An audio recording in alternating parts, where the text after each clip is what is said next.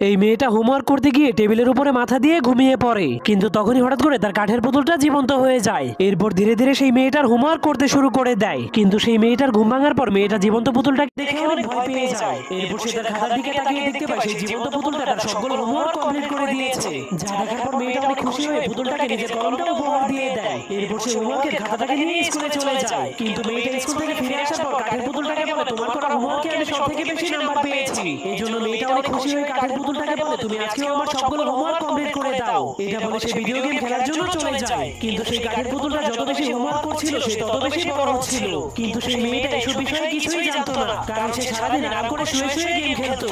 এরপরের দিন সকালে সেই কাঠের পুতুলটা মেয়েটাকে ঘুম থেকে জাগালে মেয়েটা অনেক অবাক হয়ে যায়, কারণ সেই ছোট্ট কাঠের পুতুলটা তার মতোই বড় হয়ে গিয়েছিল। এরপর কাঠের পুতুলটা মেয়েটাকে ভিডিও গেম দিয়ে বলে, তুমি আরাম করে বসে বসে গেম খেলো, আর আমি তোমার জায়গাতেই স্কুলে যাচ্ছি। তখন সেই কাঠের পুতুল স্কুলে যাওয়ার পর মেয়েটা অনেক খুশি হয়ে গেম খেলতে শুরু